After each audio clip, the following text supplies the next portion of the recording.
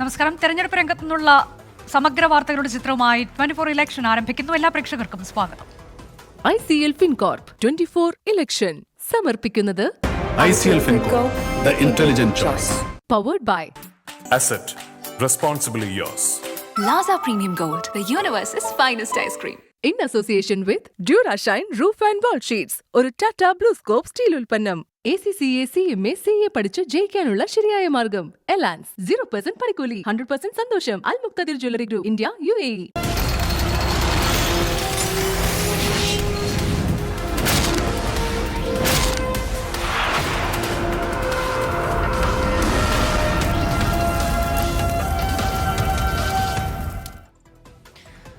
ആലപ്പുഴയിലെ NDA സ്ഥാനാർത്ഥി ശോഭാ സുരേന്ദ്രന്റെ ആരോപണം തള്ളി Gokulam group of companies chairman Gokulam Gopalan. തന്റെ പേരിൽ ഭീഷണിപ്പെടുത്തിയ ആളുടെ പേര് ശോഭാ സുരേന്ദ്രൻ വെളിപ്പെടുത്തണം. രാഷ്ട്രീയത്തിൽ താൻ ഇടപെടാറില്ല. അടിസ്ഥാനരഹിതമായ ആരോപണങ്ങൾ ആവർത്തിച്ചാൽ നിയമ നടപടി സ്വീകരിക്കുമെന്നും ഗോകുലം ഗോപാലൻ വ്യക്തമാക്കി. യഥാർത്ഥത്തിൽ എനിക്ക് ശോഭാ സുരേന്ദ്രന് നല്ല ഒരു ബഹുമാനവും സ്നേഹമുള്ള എല്ലാ അനിയത്തിയെ പോലെ സ്നേഹിക്കുന്ന ഒരു ലേഡിയാണ്. ഞാൻ പല സമയത്തും കണ്ടുമുട്ടാറുണ്ട്, സംസാരിക്കാറുണ്ട്. ഞങ്ങൾ തമ്മിൽ ഒരു അഭിപ്രായ വ്യത്യാസം. പക്ഷേ അവരോട് ആരോ എന്തോ പറഞ്ഞതിൻ്റെ പേരിൽ, അതായത് വെള്ളാപ്പള്ളി നടേശനെ സഹകരിച്ചു കഴിഞ്ഞാൽ ഗോകുലം ഗോപാലിന് അത് ഇഷ്ടപ്പെടുകയില്ല, ഗോകുലം ഗോപാലിന് അത് പ്രശ്നങ്ങളുണ്ടാക്കും എന്ന് ആരോ അവർ പറഞ്ഞ് എന്ന രീതിയിൽ അവർ ഒരു പത്രസമ്മേളനം നടത്തി. തീർച്ചയായും അങ്ങനെ എന്തെങ്കിലും ഞാൻ പറഞ്ഞിട്ടുണ്ടെങ്കിൽ അത് ശോഭാ സുരേന്ദ്രനായിട്ടുള്ള ബന്ധത്തിൻ്റെ പേരിൽ എന്നെ വിളിച്ച് ചോദിക്കാമായിരുന്നു, ശരിയാണോ ഇല്ലയോ എന്ന്. അതില്ലാതെ പത്രസമ്മേളനം നടത്തി എന്നെ അപകീർത്തിപ്പെടുത്തിയ കാര്യത്തിൽ എനിക്ക് വലിയ വിഷമമുണ്ട്. പിന്നെ എന്നെ സംബന്ധിച്ചിടത്തോളം എല്ലാ നേതാക്കന്മാരും, രാഷ്ട്രീയ നേതാക്കന്മാർ മുഴുവനും എനിക്ക് ബന്ധമുള്ളവരാണ്. അവരോടൊക്കെ ഞാൻ നല്ല ഒരു സ്നേഹത്തിൽ സംസാരിക്കാം. ഞാനൊരു നിരീക്ഷകൻ എന്ന രീതിയിൽ, ഒരു രാഷ്ട്രീയ നിരീക്ഷണം എന്ന രീതിയിൽ, അല്ലാണ്ട് ഒരു പ്രത്യേക കക്ഷി രാഷ്ട്രീയം എനിക്കില്ല. എല്ലാ കക്ഷി രാഷ്ട്രീയക്കാരോടും ഞാൻ സംസാരിക്കാറുണ്ട്. അവരെല്ലാം എന്തെങ്കിലും ചെയ്യാൻ സഹകരണങ്ങൾ അവരങ്ങോട്ടും ഇങ്ങോട്ടും നമ്മൾ ചെയ്യാറുണ്ട്, അത്രയേ ഉള്ളൂ. പിന്നെ കക്ഷി രാഷ്ട്രീയത്തിൽ ഒരു കാര്യത്തിൽ ഇന്നയാൾക്ക് വോട്ട് ചെയ്യണം എന്ന കാര്യങ്ങളൊന്നും ഞാൻ പറയാറില്ല. ഞാൻ അത് ഒരു സ്റ്റേജിൽ പറയാറില്ല. പിന്നെ എനിക്ക് ഒരു ഡെമോക്രാറ്റിക് കൺട്രിയിൽ ജീവിക്കുന്ന ഒരു സാധാരണ പൗരനെന്ന രീതിയിൽ എനിക്ക് വോട്ടവകാശമുണ്ട്. അത് എനിക്ക് ഇഷ്ടപ്പെട്ട ഏതെങ്കിലും നല്ല രാഷ്ട്രീയക്കാർ, നല്ല ആളാണെങ്കിൽ തീർച്ചയായും അവർക്ക് വോട്ട് രേഖപ്പെടുത്തി. ഇതല്ലാതെ എന്നെ അപകീർത്തിപ്പെടുത്തിയ ഒരു സംഭവം ഇത് അറിഞ്ഞ ശേഷം 2-3 പ്രാവശ്യം ഞാൻ അവരെ വിളിച്ചു. അപ്പോൾ അവരപ്പോൾ 2 മീറ്റിങ്ങിലാണെന്ന് പറഞ്ഞ് എന്നെ അവഗണിച്ചു. പക്ഷെ അത് സാരമില്ല. പിന്നെ അത് മാത്രമല്ല, അവരെ രാഷ്ട്രീയത്തിലല്ല, അതായത് BDGS എന്ന കക്ഷിക്കാരൻ, വെള്ളാപ്പള്ളി നടേശൻ്റെ കീഴിലുള്ള കുറേ ആളുകൾ ഇന്നലെ ആലപ്പുഴ ചേർന്ന് അപമാനപ്പെടുത്തുന്ന രീതിയിലുള്ള സംസാരം ഉണ്ടായി. ഇതൊക്കെ ആരിൽ നിന്നുണ്ടായി, എങ്ങനെ ഉണ്ടായെന്ന് എനിക്കറിയില്ല. പക്ഷേ ഈ പത്രസമ്മേളനം നടത്തി എൻ്റെ പേര് പറഞ്ഞതിന് ശേഷം എനിക്കുണ്ടായ എൻ്റെ വ്യക്തി ഹത്യ തീർച്ചയായും അത് അറിയണമെങ്കിൽ ഇതാരാണ് ഇത് സംസാരിച്ചതെന്നുള്ള കാര്യം വെളിപ്പെടുത്തണം. ഒരു പൊതുജന നായകി എന്ന രീതിയിൽ പൊതുജനങ്ങളെ വൈകാരികമായ വികാരങ്ങളും മനസ്സിലാക്കിക്കൊണ്ട് അത് ആരാണ് സംസാരിച്ചതെന്ന് എനിക്ക് പറഞ്ഞിട്ടില്ലെങ്കിൽ അത് തീർച്ചയായും അത് ബുദ്ധിമുട്ടായി മാറും എന്നാണ്. കാരണം ആരാണ് പറഞ്ഞതെന്ന് പറഞ്ഞാൽ അവൻ്റെ പേരിൽ നിയമ നടപടി എടുക്കാം. ഞാൻ ആരും അങ്ങനെ അയച്ചിട്ടില്ല, അതാണ് സത്യം. പക്ഷെ അങ്ങനെ അയക്കാത്ത ഒരാളെ എന്നെ ഇതിൽ വലിച്ചിറക്കേണ്ട കാര്യം ഇല്ല. ഏതായാലും തീർച്ചയായും ഇത് പൊതുജനങ്ങളോട് ഇദ്ദേഹം ആരാണെന്ന് പറയണം. കാരണം എനിക്ക് ഇത്രയും എൻ്റെ വ്യക്തിഹത്യ നടത്തിയതിൻ്റെ പേരിൽ ഇതാരാണ് ഈ ചെയ്തത് എന്നത് എനിക്കറിയണം. അല്ലെങ്കിൽ ഇവർ വേണ്ടാതെ എന്നെ എൻ്റെ വ്യക്തിഹത്യ ചെയ്യാൻ വേണ്ടി മാത്രം നടത്തിയ പ്രചരണമാണെന്ന് ഞാൻ കരുതുന്നു. ദയവായിട്ട് കാരണം ജനങ്ങൾ അംഗീകരിക്കുന്ന ഒരു ലേഡിയാണ്, ഒരു വ്യക്തിയാണ് ശോഭന സുരേന്ദ്രൻ. ശോഭന തീർച്ചയായിട്ടും മനസ്സിലാക്കിക്കൊണ്ട് ഉടനെ ആളെ വെളിപ്പെടുത്തിയിട്ടില്ലെങ്കിൽ അത് അനന്തര ഫലങ്ങൾ പലതുമാവും എന്ന് ഞാൻ പറയാം. മറ്റൊരു വാർത്ത, CBI സ്റ്റാൻഡിംഗ് കൗൺസിൽ നിയമനത്തിന് അനിൽ കെ ആന്റണി 25 ലക്ഷം രൂപ വാങ്ങിയതിന് തെളിവുണ്ടെന്ന് വിവാദ ഇടനിലക്കാരൻ TG നന്ദകുമാർ. അനിൽ ആന്റണി സൂപ്പർ ദല്ലാളാണെന്നും നന്ദകുമാർ ആരോപിച്ചു. അനിലിനെതിരെ പരാതിയുമായി നന്ദകുമാർ തന്നെ കണ്ടിട്ടുണ്ടെന്ന് കോൺഗ്രസ് നേതാവ് PJ കുര്യൻ വ്യക്തമാക്കി. ആരോപണങ്ങൾക്ക് പിന്നിൽ PJ കുര്യന്റെ ഗൂഢാലോചനയെന്ന് അനിൽ കെ ആന്റണി തിരിച്ചടിച്ചു. പത്തനംതിട്ടയിൽ NDA സ്ഥാനാർത്ഥിയായ അനിൽ ആന്റണിക്കെതിരെ ഗുരുതര ആരോപണങ്ങളാണ് TG നന്ദകുമാർ ഉന്നയിച്ചത്. ഡൽഹിയിലെ സൂപ്പർ ദല്ലാളാണ് അനിൽ. CBI സ്റ്റാൻഡിംഗ് കൗൺസിൽ നിയമനത്തിന് അനിൽ കെ ആന്റണി 25 ലക്ഷം രൂപ വാങ്ങിയ കാര്യം PJ കുര്യനും ഉമാ തോമസിനും അറിയാം. PJ കുര്യനും PT തോമസും ഇടപെട്ടാണ് 5 തവണയായി പണം തിരികെ ലഭിച്ചതെന്നും നന്ദകുമാർ. എന്ന മകൻ അനിൽ ആന്റണി എൻ്റെ ഇന്ന് CBIയിൽ ഇന്ന നിയമനത്തിന് കാശ് മേടിച്ചിട്ടുണ്ട്. എൻ്റെ പണം തന്നില്ല, ഞാൻ CBIയുടെ അടുത്ത് പരാതി കൊടുക്കും. ഞാനും പ്രതിയാവും, എന്നെ റിമാൻഡ് ചെയ്യും. ഞാൻ റെഡി. പ്രസിഡന്റിനെ ഉപദ്രവിക്കരുതെന്നാണ് കുര്യൻ പറഞ്ഞത്. എന്നാ വിളിക്കുന്നു പറഞ്ഞു. എൻ്റെ മുമ്പിൽ നിന്ന് അനിലിനെ വിളിച്ച് അനിൽ പറഞ്ഞു ഞാൻ ഇമ്മീഡിയറ്റ് സെറ്റിൽ ചെയ്യും. പരാതിയുമായി നന്ദകുമാർ തന്നെ കണ്ടിട്ടുണ്ടെന്ന് സ്ഥിരീകരിച്ച് PJ കുര്യൻ. ശ്രീ അനിൽ ആന്റണി അദ്ദേഹത്തിന് കുറച്ച് പൈസ കൊടുക്കാനുണ്ട്, ആ പൈസ തരാനായിട്ട് പറയണം എന്ന് പറഞ്ഞു. അനിൽ ആന്റണിയോടാണോ പറഞ്ഞത്, ആന്റണി സാറിനോടാണോ പറഞ്ഞതെന്ന് എനിക്ക് എന്തായാലും രണ്ടിലുള്ള ഒരാളോട് ഇങ്ങനെ പൈസ കൊടുക്കാനുണ്ടെങ്കിൽ ആ പൈസ തിരികെ കൊടുക്കണം. K കരുണാകരനെയും AK ആന്റണിയെയും ചതിച്ച PJ കുര്യൻ തനിക്കെതിരെ ഗൂഢാലോചന നടത്തുകയാണെന്നും നന്ദകുമാർ സ്ഥിരം കുറ്റവാളിയാണെന്നും അനിൽ ആന്റണി തിരിച്ചടിച്ചു. പണ്ട് ശ്രീ K കരുണാകരനെയും ശ്രീ ഉമ്മൻചാണ്ടിയും AK ആന്റണിയും ചതിച്ച പോലെ ഇന്നലെ ഒരിക്കൽ കൂടെ AK ആന്റണിയെ ചതിക്കാനുള്ള ഒരു ശ്രമമാണ് ഇന്നലെ നടത്തിയത്. അനിൽ ആന്റണിയും AK ആന്റണിയും ഒരുമിച്ച് ചതിക്കാൻ ശ്രീ PJ കുര്യനും ഇദ്ദേഹത്തിന്റെ അനുയായികളും ചെയ്യുന്ന കാര്യങ്ങളാണ്. നന്ദകുമാറിന്റെ ആരോപണങ്ങളെക്കുറിച്ച് അറിയില്ലെന്ന് ഉമാ തോമസ് പ്രതികരിച്ചു. പറയുന്നതിൽ വാസ്തവമൊന്നുമില്ല. അനിൽ ആന്റണിക്ക് പിന്നാലെ BJP വനിതാ നേതാവിനെതിരെയും നന്ദകുമാർ ആരോപണം ഉന്നയിച്ചു. കേരളത്തിൽ നിന്നുള്ള സൂപ്പർ ടെറർ നേതാവ് ഭൂമി ഇടപാടുമായി ബന്ധപ്പെട്ട് 10 ലക്ഷം രൂപ വാങ്ങിയെന്നാണ് ആരോപണം. BJPയിൽ ഒരു സ്ഥാനാർത്ഥികളുണ്ട് സൂപ്പർ ടെറർ. എൻ്റെ കയ്യിൽ നിന്ന് ഭൂമി തരാമെന്ന് പറഞ്ഞ് 10 ലക്ഷം രൂപ അക്കൗണ്ടിൽ മേടിച്ചിട്ട് ഞാൻ ആ ഭൂമിക്ക് ചെന്നപ്പോൾ വേറെ 2 പേർക്ക് കൂടി കരാറെഴുതി പണം മേടിച്ചേക്കാണ്. എൻ്റെ പണം തരാൻ പറഞ്ഞിട്ടില്ല. ഞാൻ വെട്ടി തുറന്നു പറയും, എനിക്കൊരു മടിയില്ല. തന്നെ മോശക്കാരനാക്കാൻ ശ്രമിക്കുന്ന അനിൽ ആന്റണിക്കെതിരെ നിയമ നടപടി സ്വീകരിക്കുമെന്നും നന്ദകുമാർ വ്യക്തമാക്കി. 24 കൊച്ചി. ചെറിയ പെരുന്നാൾ ദിനത്തിൽ ഈദ്ഗാഹുകളിൽ സജീവമായി പങ്കെടുത്ത സ്ഥാനാർത്ഥികൾ. കണ്ണൂരും കോഴിക്കോട്ടും LDF UDF സ്ഥാനാർത്ഥികൾ ഈദ്ഗാഹിന്റെ ഭാഗമായി. ഈദ്ഗാഹുകൾ കേന്ദ്രീകരിച്ചായിരുന്നു സ്ഥാനാർത്ഥികളുടെ ഇന്നത്തെ തെരഞ്ഞെടുപ്പ് പ്രചാരണം. ആശംസകളുമായി നമസ്കാര കേന്ദ്രങ്ങളിലേക്ക് സ്ഥാനാർത്ഥികൾ നേരിട്ടെത്തി. കണ്ണൂർ ജവഹർ സ്റ്റേഡിയത്തിൽ നടന്ന ഈദ്ഗാഹിൽ LDF സ്ഥാനാർത്ഥി MV ജയരാജനും UDF സ്ഥാനാർത്ഥി K സുധാകരനും പങ്കെടുത്തു. കോഴിക്കോട് മണ്ഡലത്തിലെ LDF സ്ഥാനാർത്ഥി എളമരം കരീം, UDF സ്ഥാനാർത്ഥി MK രാഘവൻ എന്നിവരും ചെറിയ പെരുന്നാൾ പ്രാർത്ഥനകളുടെ ഭാഗമായി കടപ്പുറത്ത് സംഘടിപ്പിച്ച സംയുക്ത ഈദ്ഗാഹിലായിരുന്നു ഇരുവരുടെയും സാന്നിധ്യം. തിരുവനന്തപുരത്ത് ചന്ദ്രശേഖരൻ നായർ സ്റ്റേഡിയത്തിൽ നടന്ന ഈദ് നമസ്കാരത്തിൽ UDF സ്ഥാനാർത്ഥി ശശി തരൂരും ഇടത് സ്ഥാനാർത്ഥി പന്ന്യൻ രവീന്ദ്രനും പങ്കെടുത്തു. തലശ്ശേരി സ്റ്റേഡിയത്തിൽ നടന്ന ഈദ് നമസ്കാരത്തിൽ വടകരയിലെ UDF സ്ഥാനാർത്ഥി ഷാഫി പറമ്പിൽ ഭാഗമായി. പൊന്നാനിയിലെ ഇടത് വലത് സ്ഥാനാർത്ഥികൾ സ്വന്തം നാട്ടിലാണ് പെരുന്നാൾ ആഘോഷിച്ചത്. മലപ്പുറത്തെ ഇടത് സ്ഥാനാർത്ഥി V വസീഫ് വോട്ടർമാർക്കൊപ്പം പെരുന്നാൾ ആഘോഷിച്ചപ്പോൾ UDF സ്ഥാനാർത്ഥി ET മുഹമ്മദ് ബഷീറിന്റെ പെരുന്നാൾ ആഘോഷം നാട്ടുകാർക്കൊപ്പമായിരുന്നു. വിവിധ ബ്യൂറോകൾക്കൊപ്പം 24 കോഴിക്കോട്. തൃപ്പൂണിത്തുറ നിയമസഭാ തെരഞ്ഞെടുപ്പ് കേസിൽ ഹൈക്കോടതി നാളെ വിധി പറയും. UDF സ്ഥാനാർത്ഥി K ബാബു മതചിഹ്നം ഉപയോഗിച്ച് വോട്ട് തേടിയെന്നാണ് LDF സ്ഥാനാർത്ഥിയായിരുന്ന M സ്വരാജിന്റെ പരാതി.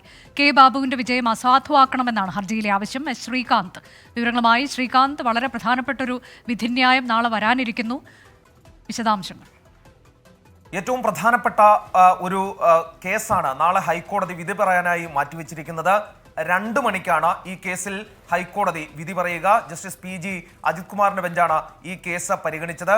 അദ്ദേഹം നാളെ ഈ കേസിൽ വിധി പറയുകയും ചെയ്യും. മതചിഹ്നം ഉപയോഗിച്ച് നിയമസഭാ തെരഞ്ഞെടുപ്പിൽ വോട്ട് തേടി എന്നുള്ളതാണ് അദ്ദേഹത്തിനെതിരെ, K ബാബുവിനെതിരെ ഉയർന്ന ആരോപണം.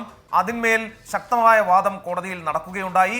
ഈ വാദം തടയണമെന്നാവശ്യപ്പെട്ട്, ഇവിടെ നടക്കുന്ന വിസ്താരം തടയണമെന്നാവശ്യപ്പെട്ട് K ബാബു സുപ്രീം കോടതിയെ സമീപിച്ചെങ്കിലും അത് നടന്നിരുന്നില്ല. സുപ്രീം കോടതി അത് തള്ളിക്കളയുകയാണ് ഉണ്ടായത്. ശേഷം വാദം പൂർത്തിയായിരിക്കുന്നു. K ബാബുവിനെ സംബന്ധിച്ചിടത്തോളം ഏറ്റവും പ്രധാനപ്പെട്ട ദിവസമാണ് നാളെ. ഇത് ഈ ഹർജി തള്ളുകയാണെങ്കിൽ K ബാബുവിനെ ആശ്വസിക്കാം. ഒരു പക്ഷേ ഹർജി അംഗീകരിക്കുന്ന പക്ഷം MLA സ്ഥാനം നഷ്ടപ്പെടും. തൃപ്പൂണിത്തുറ നിയമസഭാ തെരഞ്ഞെടുപ്പ് കേസിലാണ് K ബാബുവിന്റെ വിജയം അസാധുവാക്കണമെന്ന M സ്വരാജിന്റെ ആവശ്യത്തിന്മേലുള്ള കോടതി വിധി നാളെ വരാനിരിക്കുന്നത്. നാളെ ഉച്ചയ്ക്കാണ് കോടതി ഇക്കാര്യത്തിൽ വിധി പറയുക. കർണാടകയിൽ വരൾച്ചാ ദുരിതാശ്വാസത്തെ ചൊല്ലി രാഷ്ട്രീയ പോര്. കേന്ദ്രം സഹായം അനുവദിക്കാത്തത് മൗലികാവകാശ ലംഘനമെന്ന് കോൺഗ്രസ് ആരോപിച്ചു. സംസ്ഥാന സർക്കാർ കൃത്യസമയത്ത് കേന്ദ്ര സഹായം തേടിയില്ല എന്നാണ് BJPയുടെ മറുപടി. കർണാടകയിലെ തെരഞ്ഞെടുപ്പ് പ്രചാരണത്തിൽ വരൾച്ചാ ദുരിതാശ്വാസം മുഖ്യ ചർച്ചാ വിഷയമാണ്. ആരോപണ പ്രത്യാരോപണങ്ങളുമായി കോൺഗ്രസും BJPയും സജീവം. ദുരിതാശ്വാസ സഹായം നൽകാതെ കേന്ദ്രം സംസ്ഥാനത്തെ ദുരിതത്തിലേക്ക് തള്ളിവിടുന്നുവെന്നാണ് കോൺഗ്രസിന്റെ പ്രചാരണം. ഇത് ചൂണ്ടിക്കാട്ടി കർണാടക സർക്കാർ സുപ്രീം കോടതിയെ സമീപിച്ചു. എന്നാൽ കർണാടക സർക്കാർ കൃത്യസമയത്ത് കേന്ദ്ര സഹായം തേടിയില്ലെന്നാണ് BJPയുടെ മറുപടി. പ്രശ്നം രൂക്ഷമായതോടെ കേന്ദ്ര സർക്കാരിനുമേൽ പഴിചാരാനുള്ള ശ്രമമാണെന്ന് BJP ആരോപിക്കുന്നു. ബംഗളൂരുവിൽ നടന്ന തെരഞ്ഞെടുപ്പ് പൊതുയോഗത്തിൽ കേന്ദ്ര ആഭ്യന്തരമന്ത്രി അമിത്ഷാ തന്നെ പ്രതിരോധവുമായി രംഗത്തെത്തി. വരും ദിവസങ്ങളിലും വിഷയം പ്രധാന പ്രചാരണായുധമാക്കാനാണ് ഇരു കക്ഷികളുടെയും നീക്കം. അതേസമയം കടുത്ത വരൾച്ചയിൽ നട്ടം തിരിയുകയാണ് കർണാടകയിലെ ജനങ്ങൾ. സംസ്ഥാനത്തെ 223 താലൂക്കുകളെയാണ് വരൾച്ചാബാധിതമായി പ്രഖ്യാപിച്ചിട്ടുള്ളത്. 24 ബംഗളൂരു. തിരികെ 24 ഇലക്ഷനിലേക്ക്. 9 ലോക്സഭാ സീറ്റുകളിൽ കൂടി സ്ഥാനാർത്ഥികളെ പ്രഖ്യാപിച്ച BJP. ഉത്തർപ്രദേശിലെ 7 സീറ്റിലും പശ്ചിമബംഗാളിലെ 1 സീറ്റിലും ചണ്ഡീഗഡ് സീറ്റിലുമാണ് സ്ഥാനാർത്ഥിയെ പ്രഖ്യാപിച്ചത്. ബൽറാം നെടുങ്ങാടി വിവരങ്ങളുമായി.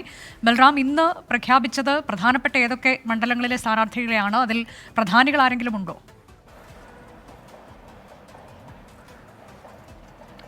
അനുജ, 2024 ലോക്സഭാ തിരഞ്ഞെടുപ്പിനുള്ള 10ാമത്തെ സ്ഥാനാർത്ഥി പട്ടികയാണ് BJP ഇന്ന് പുറത്തിറക്കിയിരിക്കുന്നത്. ഇതിൽ പശ്ചിമ ബംഗാളിലെ 1 സീറ്റും ഉത്തർപ്രദേശിലെ 7 സീറ്റുകളും ചണ്ഡീഗഡ് സീറ്റിലെയും സ്ഥാനാർത്ഥികളെയാണ് പ്രഖ്യാപിച്ചിരിക്കുന്നത്. ഇന്ന് ബംഗാളിലെ അസൻസോൾ സീറ്റ് മുതിർന്ന നേതാവ് SS അലുവാലിയ ഇത്തവണ വീണ്ടും മത്സരിക്കും. കഴിഞ്ഞ തവണ അലുവാലിയയ്ക്ക് അസൻസോൾ സീറ്റ് BJP നൽകിയിരുന്നില്ല. എന്നാൽ ഇത്തവണ അദ്ദേഹം വീണ്ടും അസൻസോളിൽ മത്സരിക്കുകയാണ്. അതോടൊപ്പം തന്നെ പട്ടികയിലുള്ള പ്രമുഖരിൽ ഒരാൾ എന്നുള്ളത് മുൻ പ്രധാനമന്ത്രി ചന്ദ്രശേഖറിന്റെ മകൻ നീരജ് ശേഖറാണ്. ബല്ലിയ മണ്ഡലത്തിലാണ് നീരജ് ശേഖർ മത്സരിക്കുന്നത്. 2 തവണ ലോക്സഭയിലേക്ക് തെരഞ്ഞെടുക്കപ്പെട്ടിട്ടുള്ള അദ്ദേഹം നിലവിലിപ്പോൾ രാജ്യസഭാംഗമാണ്. രാജ്യസഭാംഗമായിരിക്കെയാണ് അദ്ദേഹത്തെ മത്സരിപ്പിക്കുന്നത്. ചണ്ഡീഗഡിൽ സിറ്റിംഗ് MPയെ BJP ഒഴിവാക്കിയിരിക്കുകയാണ്. കിരൺ ഖേറിന് പകരം സഞ്ജയ് ടണ്ടനാണ് ഇത്തവണ ചണ്ഡീഗഡ് സീറ്റ് BJP നൽകിയിരിക്കുന്നത്. അനുജ, 9 സീറ്റുകളിൽ കൂടി സ്ഥാനാർത്ഥികളെ പ്രഖ്യാപിച്ച് BJP. അടുത്ത സർക്കാരിന്റെ 100 ദിന കർമ്മ പരിപാടി ചർച്ച ചെയ്യാൻ വിവിധ മന്ത്രാലയങ്ങളുടെ യോഗം വെള്ളിയാഴ്ച ഡൽഹിയിൽ ചേരും. ആദ്യ 100 ദിവസത്തെ സാമ്പത്തിക അജണ്ട രൂപീകരിക്കാനാണ് യോഗം. ക്യാബിനറ്റ് സെക്രട്ടറി വിളിച്ച യോഗത്തിൽ പ്രധാന മന്ത്രാലയങ്ങളിലെ ഉദ്യോഗസ്ഥർ പങ്കെടുക്കും. 2025 മുൻപ് ജാതി സെൻസസ് നടപ്പിലാക്കുമെന്ന് സമാജ്വാദി പാർട്ടിയുടെ തെരഞ്ഞെടുപ്പ് പ്രകടന പത്രിക. 2029 ആകുമ്പോഴേക്കും ദാരിദ്ര്യം തുടച്ചു നീക്കുമെന്നും വാഗ്ദാനമുണ്ട്. പാർട്ടി അധ്യക്ഷൻ അഖിലേഷ് യാദവാണ് പ്രകടന പത്രിക പുറത്തിറക്കിയത്. ബൽറാം നെടുങ്ങാടി വിവരങ്ങളുമായി. ബൽറാം, എന്തൊക്കെയാണ് പ്രധാനപ്പെട്ട വാഗ്ദാനങ്ങളിൽ? ജാതി സെൻസസ് എന്നുള്ളത് എടുത്തു പറയേണ്ടുന്ന ഒന്നാണല്ലോ. തീർച്ചയായും അനുജ, ഈ ജാതി സെൻസസ് എന്ന ആശയവുമായി ഇന്ത്യ മുന്നണി മുന്നോട്ട് വന്ന ഘട്ടത്തിൽ തന്നെ അതിന് ശക്തമായുള്ള പിന്തുണയുമായി അഖിലേഷ് യാദവ് രംഗത്ത് വന്നിരുന്നു. ബീഹാറിൽ നടപ്പാക്കിയതിന് പിന്നാലെ തന്നെ ഉത്തർപ്രദേശിൽ ഇത് നടപ്പാക്കണമെന്ന ആവശ്യവുമായി അദ്ദേഹം രംഗത്തെത്തിയിരുന്നു. തങ്ങളുടെ പ്രകടന പത്രികയിലും സമാജ്വാദി പാർട്ടി ഇക്കാര്യം ഉൾപ്പെടുത്തിയിരിക്കുന്നു എന്നുള്ളത് ശ്രദ്ധേയമാണ്. അനിവാര്യമായ ഒരു ഘടകമാണ് ജാതി സെൻസസ് നിലവിലെ പശ്ചാത്തലത്തിൽ എന്നാണ് ഈ സമാജ്വാദി പാർട്ടിയുടെ പ്രകടന പത്രികയായ ജനതാ കാ മാങ് പത്ര എന്ന രേഖയിൽ സമാജ്വാദി പാർട്ടി വ്യക്തമാക്കുന്നത്. ഒപ്പം തന്നെ 2025 മുമ്പായി തന്നെ ഈ ജാതി സെൻസസ് നടപ്പാക്കുമെന്ന പ്രഖ്യാപനം ഈ രേഖ മുന്നോട്ട് വയ്ക്കുന്നുണ്ട്. ഇതുകൂടാതെ 2029 രാജ്യത്ത് ദാരിദ്ര്യം തുടച്ചു നീക്കും എന്നും ഈ സമാജ്വാദി പാർട്ടിയുടെ പ്രകടന പത്രികയിൽ പറയുന്നു. ഇതുകൂടാതെ കർഷകർക്കും ഉള്ള വാഗ്ദാനങ്ങൾ, നിരവധി വാഗ്ദാനങ്ങൾ യുവാക്കൾക്കും പ്രകടന പത്രിക മുന്നോട്ട് വയ്ക്കുന്നുണ്ട്. 2024 ലോക്സഭാ തിരഞ്ഞെടുപ്പിനെ നിർണായക ഒരു തിരഞ്ഞെടുപ്പ്, ഇന്ത്യയുടെ ഭാവി നിശ്ചയിക്കുന്ന ജനാധിപത്യത്തെ സംരക്ഷിക്കാനുള്ള ഒരു തെരഞ്ഞെടുപ്പായി കണ്ട് വോട്ട് ചെയ്യണം എന്ന അഭ്യർത്ഥനയാണ് സമാജ്വാദി പാർട്ടി ഈ പ്രകടന പത്രികയിലൂടെ മുന്നോട്ട് വയ്ക്കുന്നത്. സമാജ്വാദി പാർട്ടിയുടെ പ്രകടന പത്രികയുടെ വിശദാംശങ്ങളാണ് ബൽറാം നെടുങ്ങാടി തന്നത്. അതിലേറ്റവും പ്രധാനപ്പെട്ട ഒന്നാണ് ജാതി സെൻസസ് നടപ്പാക്കും എന്നുള്ള വാഗ്ദാനം. മറ്റൊരു റിപ്പോർട്ടിലേക്ക്. 85 വയസ്സ് പിന്നിട്ട തിരുവനന്തപുരം സ്വദേശി സദാനന്ദന് വീട്ടുമുറ്റത്തെ കറിവേപ്പാണ് പാർട്ടി ഓഫീസ്. ഇക്കാലം അത്രയും നെഞ്ചോട് ചേർത്ത ചെങ്കൊടിയെ സദാനന്ദൻ എന്നും അഭിവാദ്യം ചെയ്യുന്നത് ഈ കറിവേപ്പിന് ചുവട്ടിൽ നിന്നാണ്. സദാനന്ദന് പറയാനുണ്ട് കലർപ്പില്ലാത്ത കമ്മ്യൂണിസത്തിന്റെ കഥ. സദാനന്ദന് 85 വയസ്സായി. ഐക്യ കമ്മ്യൂണിസ്റ്റ് പാർട്ടിയും പിന്നീട് പാർട്ടി പിളർന്നതുമൊക്കെ സദാനന്ദന്റെ കൂടി ജീവിതത്തിന്റെ ഭാഗം. അതുകൊണ്ട് തന്നെ പാർട്ടി ആ 85-കാരന് കറിവേപ്പിലയല്ല. കൗമാരക്കാലത്ത് നെഞ്ചോട് ചേർന്ന ഇടതുപക്ഷ പ്രസ്ഥാനത്തെ പ്രായാധിക്യം കൊണ്ട് ഉപേക്ഷിക്കാൻ കഴിയില്ല. വാർദ്ധക്യം സജീവ രാഷ്ട്രീയ പ്രവർത്തനത്തിന് വിലങ്ങുതടിയായി നിൽക്കുന്നു. അങ്ങനെ വീട്ടിലെ കറിവേപ്പില മരത്തെ സദാനന്ദൻ പാർട്ടിയാക്കി, പാർട്ടി ഓഫീസാക്കി, രാഷ്ട്രീയ പ്രവർത്തനമാക്കി. ഇന്നത് ചെങ്കൊടി പാറുന്ന കൊടിമരമാണ്.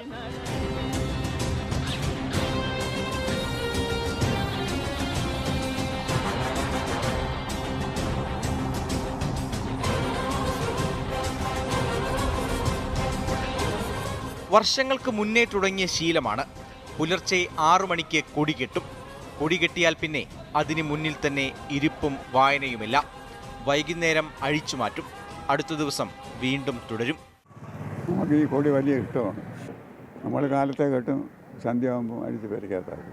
സദാനന്ദന്റെ പാർട്ടി സ്നേഹത്തെപ്പറ്റി നാട്ടുകാർക്കും പറയാനുണ്ട്. അടിയുറച്ച ഒരു കമ്മ്യൂണിസ്റ്റാണ്. അപ്പോൾ അദ്ദേഹത്തിൻ്റെ ആ ബോധം അതാണ് അദ്ദേഹത്തെ അത് പ്രേരിപ്പിക്കുന്നത്. നാട്ടുകാരുടെ വലിയ സഹകരണമാണ്, എല്ലാവർക്കും വലിയ കാര്യമാണ്. 15-20 വർഷത്തിൽ കൂടുതൽ പാർട്ടി സെക്രട്ടറി ആയിട്ടിരുന്നു. ഇപ്പോഴും രാഷ്ട്രീയം തന്നെയാണ്. ഈ കൊടിയിലാരും തൊടാൻ പാടില്ല. പാർട്ടി പ്രവർത്തകരാണ് നമ്മളെ പോലെ അവത്ത് മാറ്റാൻ താമസിക്കില്ല. സ്ഥിരം രാവിലെ ഉറക്കം ഒഴിക്കുമ്പോൾ ഈ കൊടി എടുത്തുകൊണ്ട് വെളിയിൽ വരും, കെട്ടും, കസേരയിട്ട് അവിടെ ഇരിക്കും. നക്ഷത്രമുള്ള കൊടി തന്നെ വേണമെന്നാണ് പുള്ളിയുടെ നിർബന്ധം. 14-ാം വയസ്സിൽ അന്നത്തെ ചിറയൻകീഴ് ലോക്സഭാ മണ്ഡലത്തിലെ ഇടതുപക്ഷ സ്ഥാനാർത്ഥിക്ക് വേണ്ടി ആദ്യ പ്രചരണത്തിനിറങ്ങി. പിന്നെ എത്രയെത്രയോ തിരഞ്ഞെടുപ്പുകൾ, ഭരണമാറ്റങ്ങൾ, ജയപരാജയങ്ങൾ. സദാനന്ദൻ അങ്ങനെ പലതും കണ്ടു, പലതും മാറാതെ സദാനന്ദന്റെ മനസ്സിൽ ഉയർന്നു പാറുന്ന ചെങ്കൊടി. 24 തിരുവനന്തപുരം. തിരികെ 24 ഇലക്ഷനിലേക്ക്. തെരഞ്ഞെടുപ്പ് പ്രചാരണത്തിൽ അണികൾക്ക് ആവേശം പകരാൻ തൂലികയെടുത്ത് CPI സംസ്ഥാന സെക്രട്ടറി ബിനോയ് വിശ്വം വരികളെഴുതിയ ഇടതുപക്ഷം ഹൃദയപക്ഷം എന്ന ഗാനം പുറത്തിറങ്ങി. ഓഡിയോ കാസറ്റ് നടൻ പ്രേംകുമാർ മുൻ സ്പീക്കർ M വിജയകുമാറിന് നൽകി പ്രകാശനം ചെയ്തു.